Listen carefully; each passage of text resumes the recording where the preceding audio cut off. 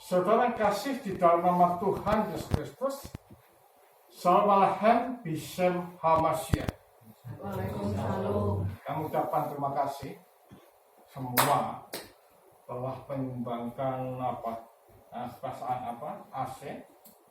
Sekarang sudah terrealisasi AC-nya, kita bisa belajar dengan dingin. Juga saya ucapkan terima kasih atas untuk pengeras suara itu dari Mas Rudi. Walaupun sekarang belum bisa pakai, nggak ada yang memakaikan, juga saya nggak tahu. Ya, terima kasih juga.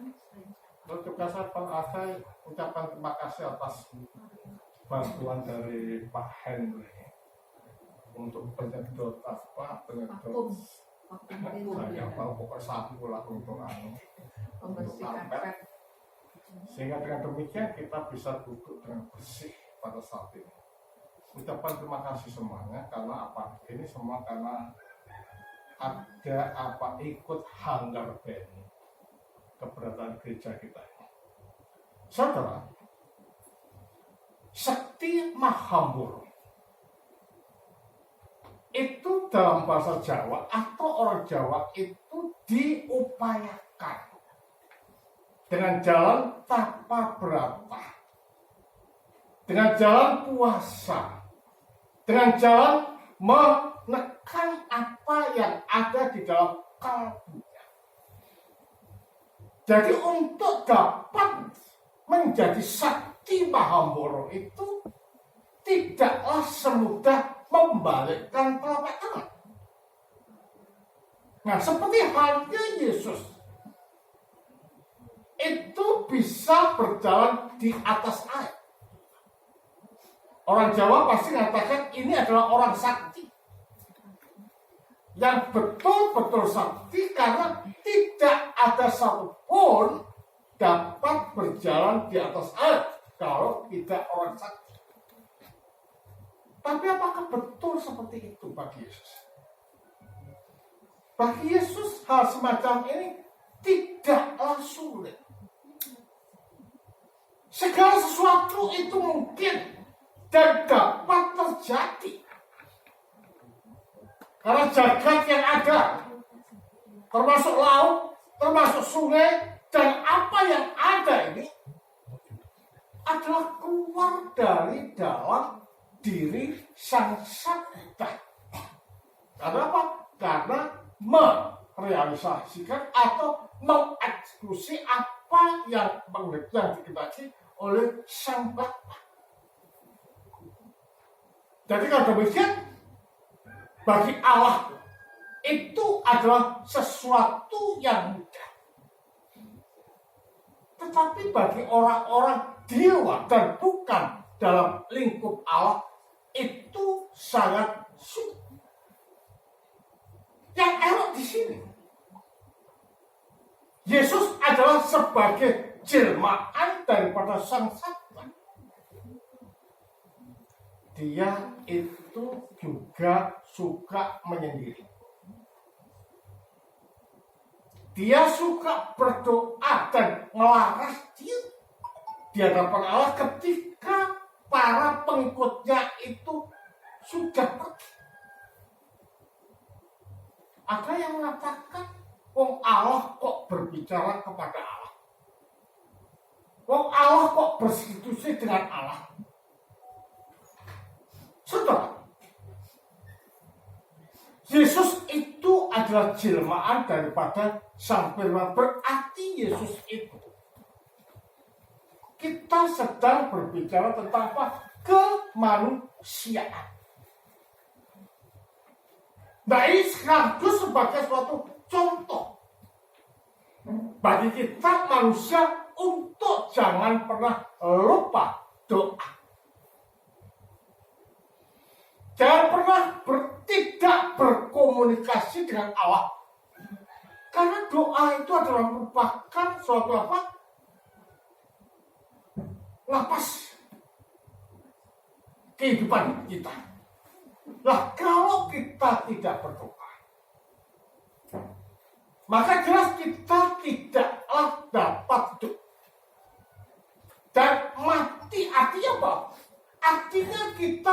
tidak dituntut, artinya kita tidak dicerai, artinya kita tidak berjalan di dalam jalan ilahi. Makanya ketika Yesus di tengah malam jam 3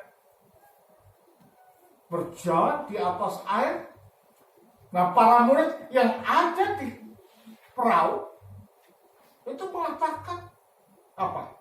Itu hantu. Menunjuk pada artinya bahwa para murid ini tidak sadar dan tidak tahu siapakah Yesus itu sebenarnya.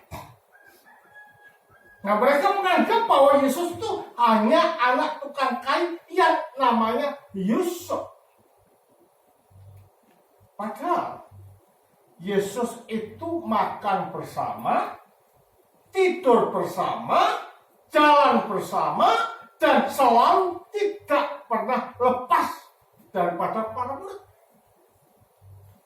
Tetapi para murid juga tidak sadar bahwa yang berada di tengah-tengah mereka itu siapa?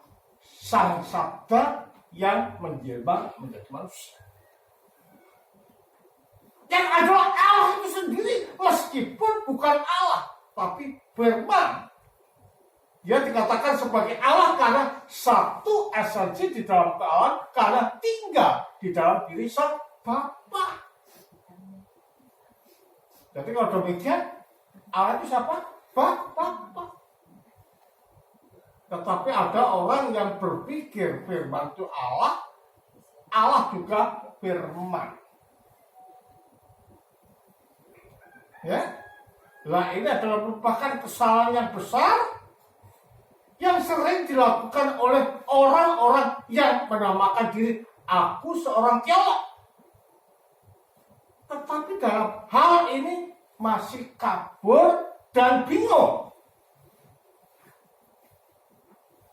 Yesus dalam keberadaan asalinya sebagai firman dikatakan Allah karena dia satu esensi di dalam kealahan, karena dia tinggal di dalam Allah, yaitu Sang Bapa, sebagaimana Roh Kudus juga dikatakan Allah meskipun bukan Allah. Jadi kalau demikian, karena dia adalah ada di dalam lingkup ilahi, maka tidaklah heran kalau dia bisa berjalan di atas air, karena air itu yang menciptakan siapa? Adalah Allah melalui siapa? Yesus. Berarti kalau demikian, that is the easy thing untuk menyeberang atau untuk berjalan di atas air. Menunjuk pada artian bahwa Yesus itu adalah beyond everything. Nah, Petrus mengerti ketika Yesus berjalan di atas air, kalau memang itu engkau, suruhlah aku datang kepadamu. Jadi di sini masih mempunyai apa? Masih mempunyai iman. Ya, masih mempunyai iman, ingin berjalan di mana Yesus itu berdiri. Nah kan kemarilah. Dia datang ke Yesus. Tetapi karena ada angin semilir menerpa dirinya, ada bimbang dan ketakutan, dia mengatakan, tolonglah aku. Kenapa? Kebimbangan. Nah, kebimbangan ini yang menjadikan geser. Segala sesuatu bergeser dan tidak mempunyai kekuatan apapun di dalam diri Petrus. Padahal arti daripada iman itu tak lain dan bukan adalah menyerahkan totalitas hidup tanpa bertanya apapun. Karena apa? Karena kita sedang mempercayakan seluruh keberadaan kita kepada Allah yang memberi hidup, Allah yang adalah bajik, Allah yang menuntun kepada sesuatu yang benar. Jadi kalau kita ini percaya dengan Allah, jangan sekali-kali di dalam benak kita, di dalam pikiran kita, di dalam kalbu kita ada rasa bimbang. Dan kebimbangan inilah yang menjadikan kita ini tidak dijawab segala apa yang menjadi keinginan kita. Tuhan pernah mengatakan juga, mengapa kadang doa kita tidak dijawab? Karena salah doa, salah minta. Dan juga sekaligus tidak dijawabnya doa kita ini agar supaya kita selalu koreksi. Apakah yang kuutarakan itu betul? Apakah yang kusampaikan itu berkenan? Kalau tidak berkenan, Allah itu tidak menjawab. Karena apa? Karena segala doa yang kita panjatkan di hadapan Allah itu harus linear. Artinya bahwa tidak melenceng dari kebenaran yang ada di dalam diri Allah. Kalau segala doa itu diberikan, itu salah, maka orang itu akan buta. Orang itu tidak tahu menggunakan apa yang dijawab. Nah, kebimbangan daripada Petrus itu di situ kalau kita implementasikan di dalam doa dan kehidupan kita di hadapan Allah. Jadi kalau kita ini menghadap dan masuk kepada Allah, jangan ada sedikit pun di dalam kalbu kita ini bimbang, takut dan khawatir. Tetapi kita harus madhep ing ngarsaning Pangeran tanpa sedikit pun ketakutan dan kebimbangan di dalam hati kita. Makanya Pak Paulus Yesus mengatakan, mengapa kamu bimbang ketika dia mulai tenggelam? Tolonglah aku ditekan. Mengapa kamu bimbang? Berarti iman kepada Allah itu tidaklah boleh bimbang, tetapi bulat. Dan disitulah Allah akan membantu kita, membangkitkan kita, mencerai kita, dan membawa kita kepada jalan-jalannya. Tapi sikap daripada Petrus ini perlu kita teladani. Apa? Ketika dia tenggelam, Tuhan tolonglah aku.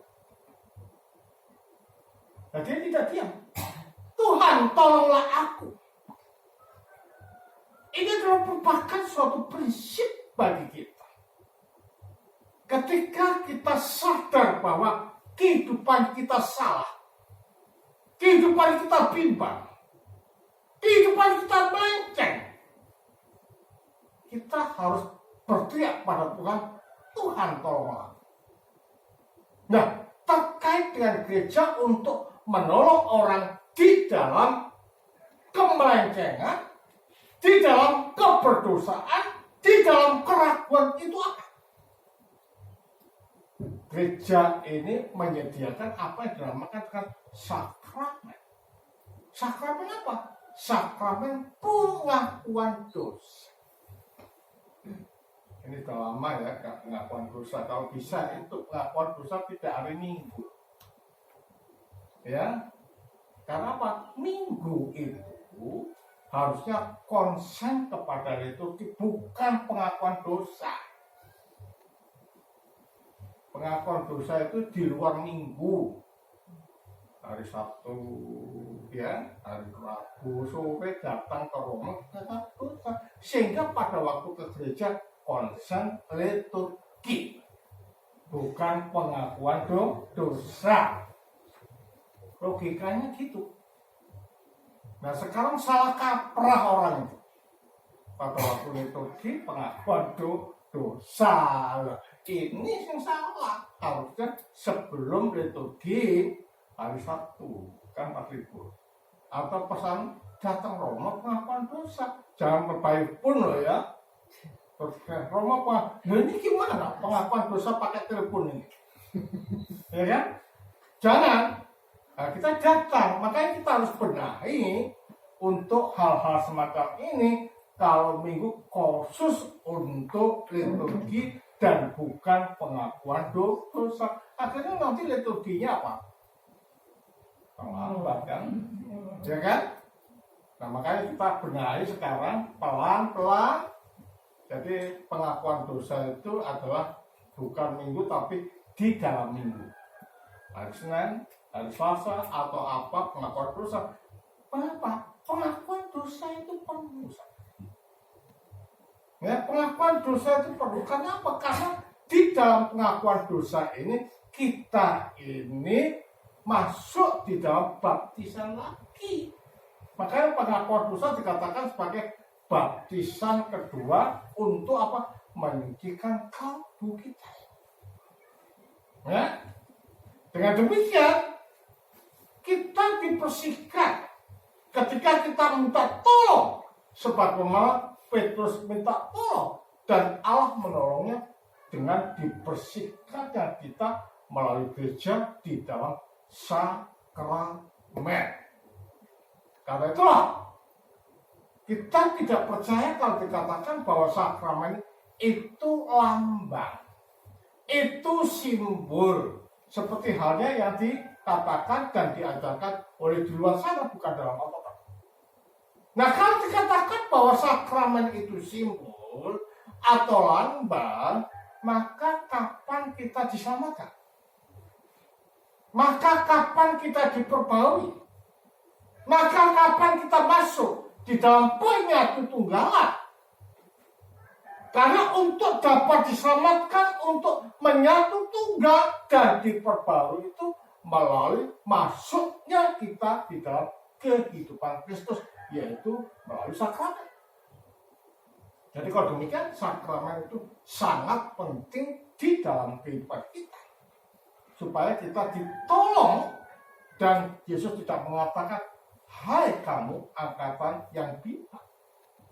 Tetapi kita dikatakan bahwa kita betul-betul angkatan yang yakin dan mempercayakan hidup ini sepenuhnya kepada Allah.